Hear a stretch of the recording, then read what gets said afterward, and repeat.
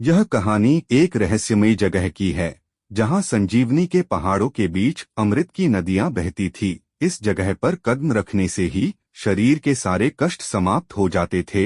यह जगह जितनी खूबसूरत थी, उतनी ही रहस्यों से भरी थी। यहाँ इंसानों का कोई अस्तित्व नहीं था। दरअसल रहस्यमयी दुनिया पहुँचने के लिए जानवरों से भरा हुआ खूंखार जंगल पार करना पड़ेगा, जो कि इंसानों के लिए असंभव है। वक्त प्राचीन काल का था, इसलिए तकनीक का अभाव सबसे बड़ी समस्या थी। रहस्यमयी दुनिया में जाने के लिए पहले भी कई लोग प्रयास कर चुके थे, लेकिन वह आधे रास्ते से आगे कभी नहीं जा पाए। रहस्यमय दुनिया के सबसे निकट एक गांव था, जहां विशाल नाम का घुड़सवार रहता था। उसके पिता की मृत्यु हो चुकी थी, तभी से वह अपने घर की जिम्मेदारी संभाल रहा था। विशाल की माँ बीमार रहती है। वह अपनी माँ का बहुत ध्यान रखता है। सुबह से शाम तक घोड़ा गाड़ी चलाकर विशाल अपने और अपनी माँ की रोजी रोटी चलाता था। विशाल एक दिन देर से घर आता है। विशाल की माँ, जो कि काफी देर से उसका इंतजार कर रही होती है, उसके आते ही उससे पूछती है, बेटा तुम सारा दिन कहाँ थे? विशाल थोड़ा परेशान होता है। वह अपनी माँ से कहता है, आज कोई भी आमदनी नहीं हुई माँ। मैं काफी समय तक सवारी का इंतजार करता रहा, इसलिए आने में देर हो गई। विशाल की माँ उसे खाना खाने के लिए कहती है। विशाल भी हाथ पैर धोकर खाना खाना बैठ जाता है, लेकिन जैसे ही विशाल की माँ खाना परोसती है, उसे चक्कर आ जाता है और वह खाने के साथ वहीं गिर जाती है। अपनी माँ को बेसुध होता देख विशाल घबरा जाता है। वह अपनी माँ को तेजी से आवाज लगाने लगता है। तुरंत उनके चेहरे में पानी डालता है और उन्हें उठाने की कोशिश करता है, लेकिन जब वह कोई प्रतिक्रिया नहीं देती तो विशाल अपनी माँ को गोद में उठाकर घर के बाहर ले आता है। घर के बाहर ही सड़क के किनारे वह रिक्शा के लिए आवाज लगाने लगता है। तभी एक साइकिल रिक्शा वाला आता है। विशाल रिक्शा लेकर हॉस्पिटल पहुंच जाता है। हॉस्पिटल में विशाल की मां का इलाज आपातकालीन अवस्था में किया जाता है।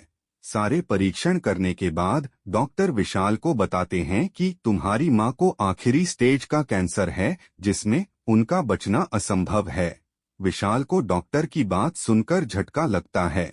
वह वहीं जमीन पर बेसुध होकर बैठ जाता है। विशाल अपने पिता को पहले ही खो चुका था, लेकिन मां को खोने के डर से वह कांपने लगता है।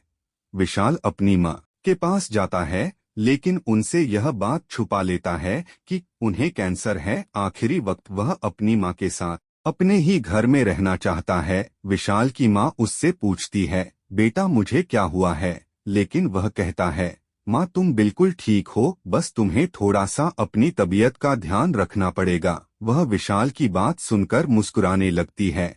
वह अपनी मां के लिए कुछ दवाएं खरीदता है और उन्हें अपने साथ घर ले जाता है। वह अपनी मां के लिए चिंतित होता है, इसलिए किताबों में कैंसर का इलाज ढूंढने लगता है। किस्मत से उसे एक किताब मिलती है, जिसमें रहस्यमय दुनिया का एक लेख मिलता है।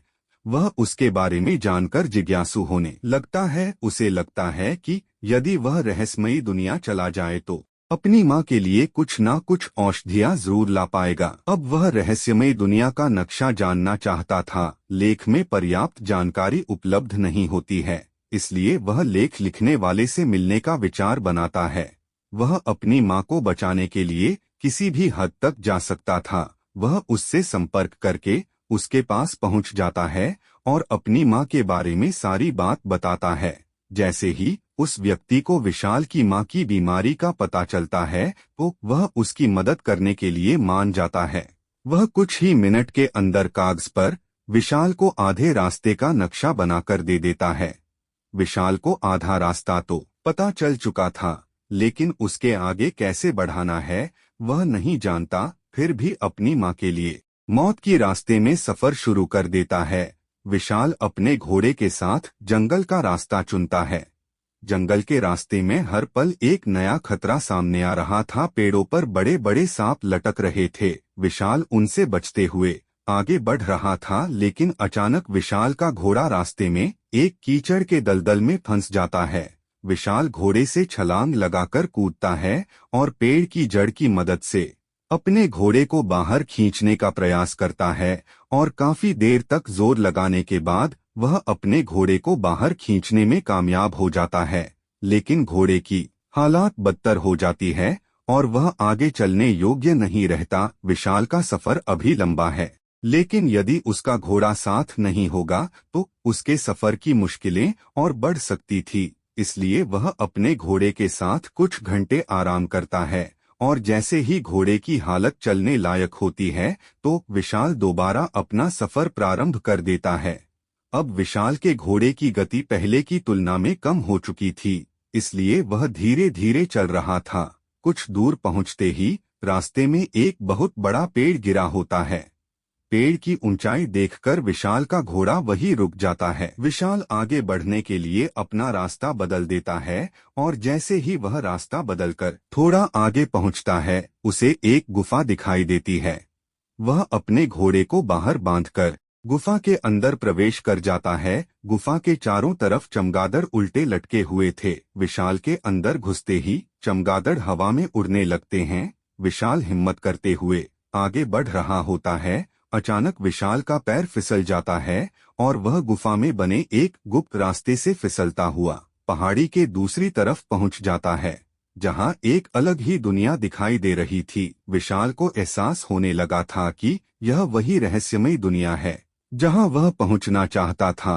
विशाल ने आज तक इतने खूबसूरत पेड़ नहीं देखे थे। विशाल को अमृत से भरी हुई नदी नजर आती है, जिसका पानी सुनहला था। विशाल जैसे ही नदी के करीब पहुंचता है उसकी आंखें फटी की फटी रह जाती है, क्योंकि नदी में दैत्याकार मगरमच्छ तैर रहे थे। मगरमच्छों को देखते ही विशाल दहशत में आ जाता है।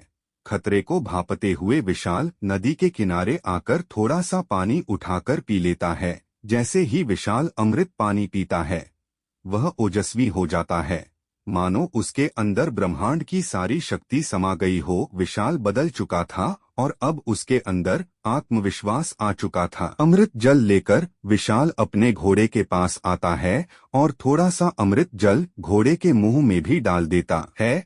अमृत जल दिव्य शक्तियों से भरा हुआ है, जिसकी एक बूंद मात्र से ही घोड़ा फुर्तीला हो जाता है और उछलने लगता है। विशाल अपने घोड़े पर बैठकर जंगल के बाहर निकलने का रास्ता ढूंढने लगता है, लेकिन अब विशाल को हर बात का आभास पहले से हो रहा था। उसकी सारी इंद्रियां जाग चुकी थी। विशाल को जितना समय जाने में लगा था उससे आधे समय में ही वह जंगल से बाहर आ जाता है।